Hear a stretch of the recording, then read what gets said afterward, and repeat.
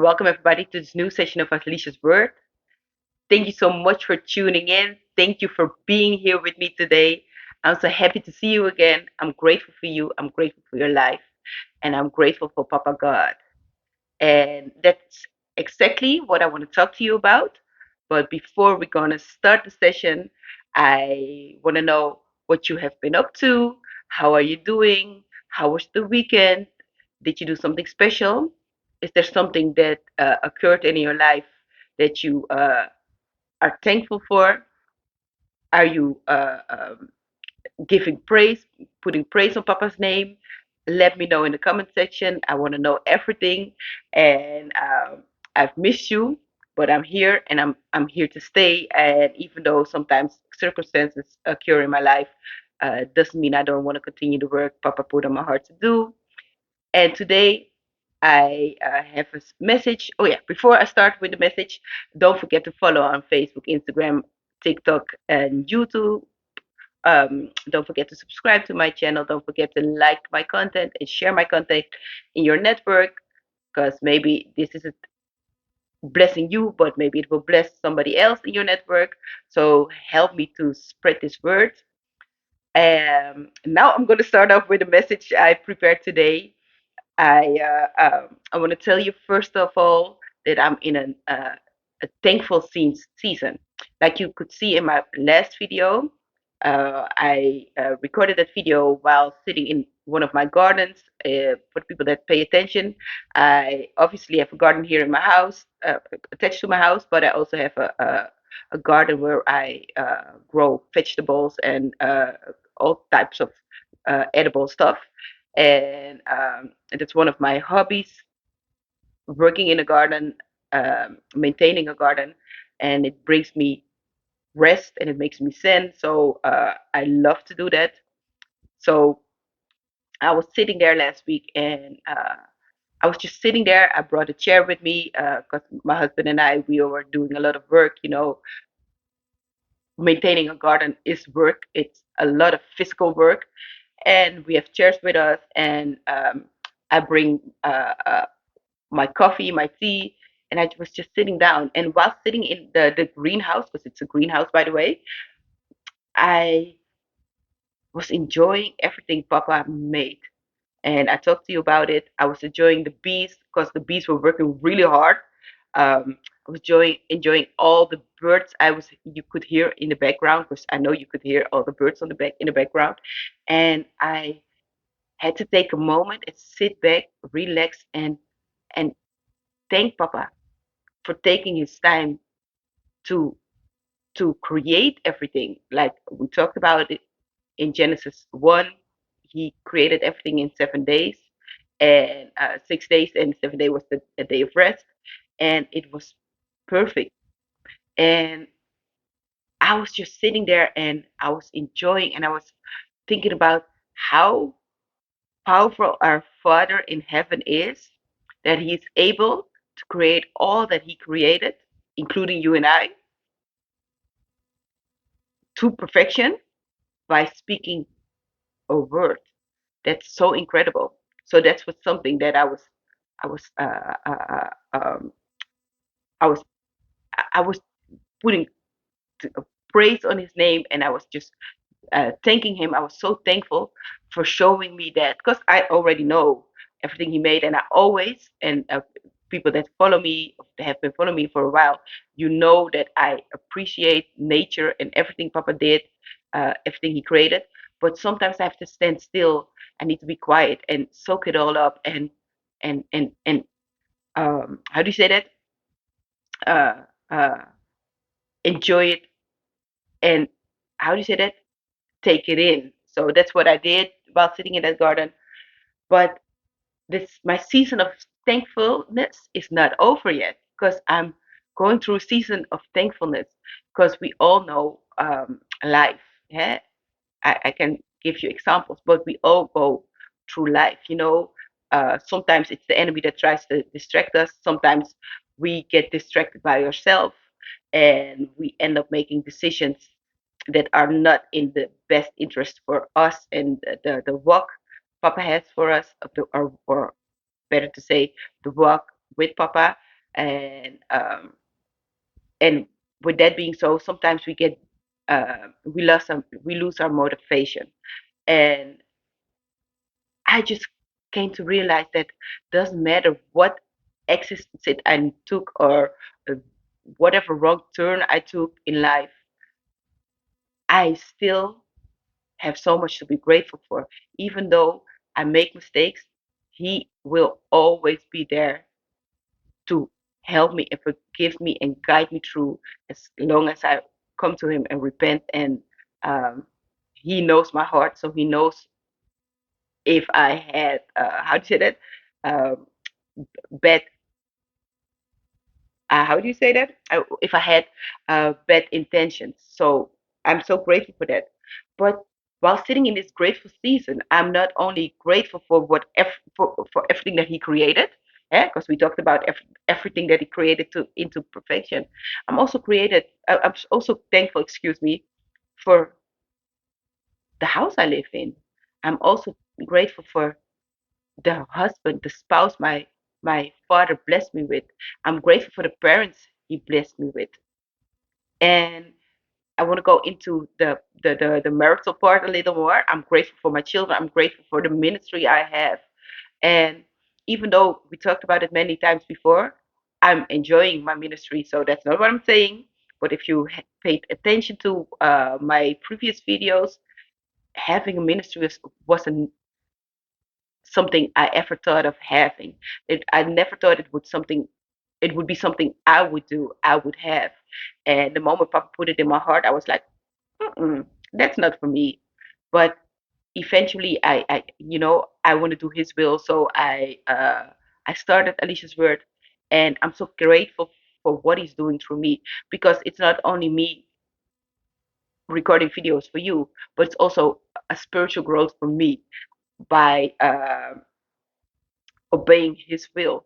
So I'm so grateful for what He's doing in me, through me, and the change He brings in my life. But I want to go into the marital part. For the people that paid attention back in the day, I talked about a past relationship I had. So, um, and I had a wrong view of what. Oh, that's. Oh, I'm sorry. I had a wrong view of what love was.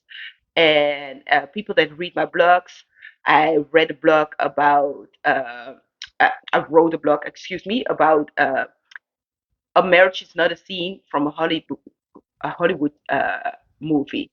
And I'm going to give you a little backstory on that. I was talking to my best friend Anastasia. She visited me last week, and we were spending time together. And we were talking about relationships, and not just relationships with people around you, but relationship with your loved one.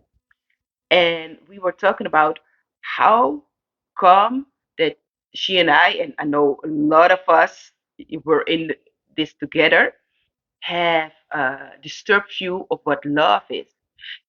And I'm going to explain that. We were talking and we were joking. 90s R&B and soul raised us. That's what we were talking about.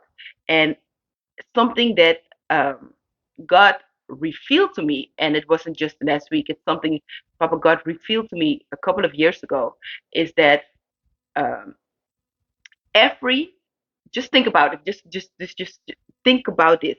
Every song from the night, almost not every, obviously, almost every song from the 90s is about cheating on your girlfriend, and then girls were singing about cheating in revenge on your boyfriend. Everything was about stepping outside of your relationship, your marriage, or whatever. Everything was every song was not every almost every song was glorifying infidelity. Every song was glorifying infidelity, and it was glorifying making up after infidelity. Think about it. And Anastasia, we were talking about, and I were talking about it, because this is something Papa revealed to me a couple of years ago, and um, and we were talking about how come that we had such a messed up version of love, because yeah, jokingly, but it's kind of true. we were raised on 90s R&B and soul music, and this is something that is really important because I've this message has multiple messages inside of it. There is something I need to tell you. Whenever whatever 90s R&B or soul song comes on, I'm telling you, I know the lyrics from start to the last word. I know all the words, and sometimes I'm just like, why do I know all these words? Because I cannot buy anything. I cannot, I cannot achieve anything by knowing these lyrics by heart. But the thing is, after Papa showed me that this about the 90s R&B and soul music, and let's say the early 2000s, um, I started listening to the lyrics. This is something we talked about. Like music is something uh, you sing about this, um, but you proclaim stuff of your life. So when you sing certain lyrics, you're proclaiming that of your life. So I how do I put this? I used to know every song by heart, all the lyrics, and something about this. Papa showed me after he showed me this, he opened my eyes or my ears. I'm sorry, to what I was singing, and when you know what you're singing, you're gonna change. So this is something. It's an invitation for you to listen to the lyrics you sing. But he also showed me that whatever you sing is whatever you proclaim of your life. So when you're singing about whatever my husband is cheating on me or my partner is cheating on me, and you sing it with all your heart, you're proclaiming it of your life, and then you're singing, I'm taking revenge. It's gonna set root because we talk about words have power, and whatever words you put out and whatever words you keep repeating will set root in your life, right? We can agree on that, right? So that's the same with the music. You keep singing it, you can keep singing it from your heart, you keep singing it with your soul. And this is something else Papa revealed to me. Um, this is what will set root in your life. So for me, in this situation, I was living by the music written or put out during that time period. And I need to be honest. Um, if I haven't told you, before I gave my heart to Christ, I had a boyfriend. I started dating with him in high school, and I think I was really young when we started dating. But we had, it started off a crush, and it became a little more serious after years. Um, and I dated him for 5 years. And because I thought it was normal cheating and stuff like that, I was okay with him cheating on me. And I was like, okay. And that's not okay because I was so into the music, and there were a lot of movies back then that were glorifying infidelity, and I thought it was okay. This is the reference in reference to the blog I wrote about marriage is not a scene from a Hollywood movie. Um, I was okay with all of that because that is what I was singing, and it was okay because I thought it was normal. It's not. It wasn't normal because my parents showed me that behavior. No, it was normal because I saw it outside of the house, outside of my home. Even though my parents were divorced, it was not something they taught me to do. That's not some. That's not the example they gave me. So years after that, um, uh, I'm only a couple of years after that, I met my now husband, and that's where I want to go with this. Oh no, I want to make a sidestep, another sidestep. Whenever you sing music from the soul, this is something my senior pastor showed me. It's not. It isn't called soul music without a reason because you're singing from your soul, right? So soul music speaks to your soul, and the moment stuff speaks to your soul, you're not. operating in the spirit anymore. So that's something you need to keep in mind, keep in the back of your mind, no, in the front of your mind. So excuse me, it needs to be top of mind. Um, but okay, so I met my now husband, and for many years, I was so stuck to the image I had of what love was supposed to look like. That love should hurt. That love could hurt, and that it should hurt. That whenever it hurts, you would get, you would get, maybe you could get revenge or something, but you would get back together, and then you're gonna start over. And I had such a messed up view of love growing up. So when I met my husband, and I'm so grateful for this man, but I'm not only grateful for this man, I'm grateful for Papa for putting him in my life, because he made the biggest change in me possible. Papa through my husband. And another thing, Papa has the spouse for you, because sometimes we try to push things and want to speed up a process, because you're listening to your biological clock and stuff like that. You want to push marriage, you want to start having babies, and we make the wrong choice when it comes to a partner. And in my case, Papa gave me the right partner, because one thing about my husband, he is so patient with me, because that's what I needed. Because even though he had his own things he was going through, he was so patient with me going through the struggles I was going through, because I was struggling, obviously, because I had a whole wrong perception of what love was supposed to be and what a partnership was supposed to be. And obviously, during my first relationship, God wasn't in the center. And during the relationship with my husband, uh, I accepted Jesus into my heart, into my life, and our relationship started being centered around Jesus. So that made a difference, obviously. But the thing about my husband, he was so patient, because I had such a jacked up view of what love was, and he had to show me that what I thought that was love, had that had nothing to do with love at all. He showed Papa showed me through him that love wasn't supposed to hurt. Love wasn't being insecure about uh, whatever your partner is going to do, whatever, however he's going to behave. Love isn't uh, uh, uh, uh, insecure. Love doesn't make you insecure. And my partner, my husband, he showed me that he is my rock, and he is there for me no matter what. He's always there for me. He always protecting me. He's always providing for me, and he's always making sure that I feel safe. And that is something I never had. I never felt safe. I I thought it was okay being hurt. I thought it was okay to fight with my partner, because it was normal. Like when a situation occur, like infidelity or something, you get upset because it hurts. It hurts you. And even though my relationship, I need to be honest, I need to give you this extra information.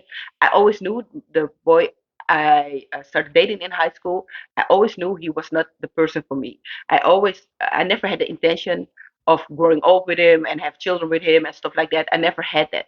I need you to know that.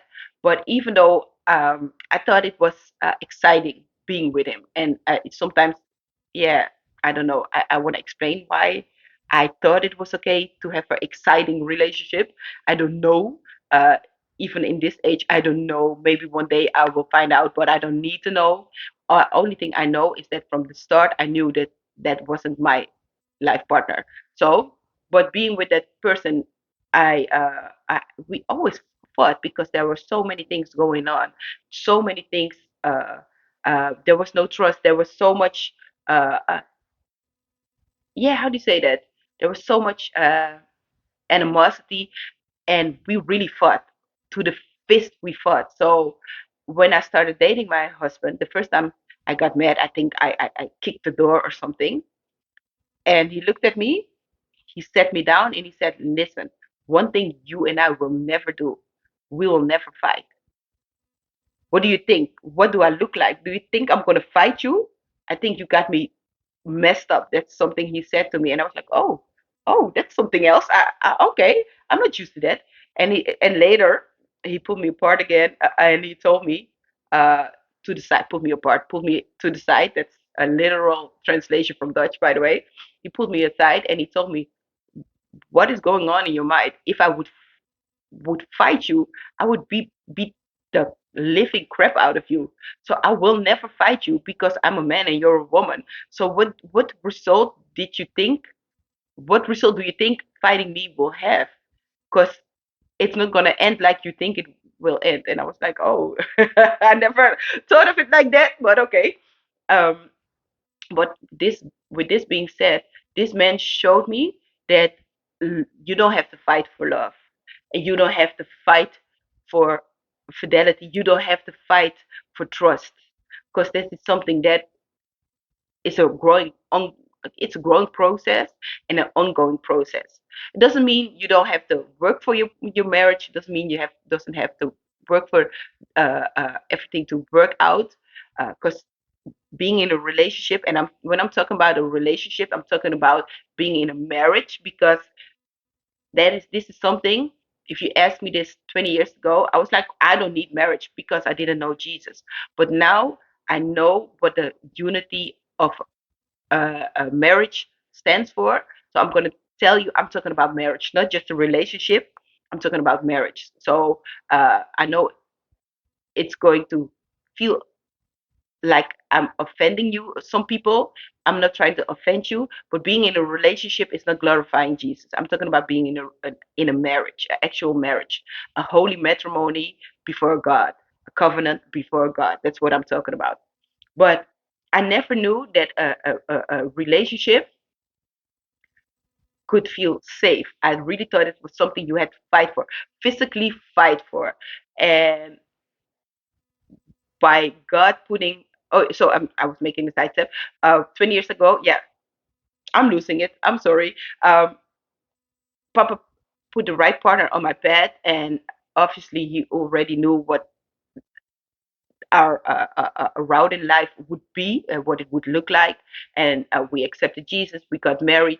I think we got married before I accepted Jesus, because that was in our plans from the beginning. I think I told you the story about our engagement, and if I haven't, I'm going to tell it in the nearby future. I'm going to give this testimony, and so you can learn more about it.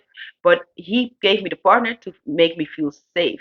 He gave me the partner um, that is a provider. He gave me a partner so I could become more uh, feminine, because that is something I struggled with, because I was always on guard. I told you about my upbringing. No, that's it's not my upbringing. My childhood, the things I went through.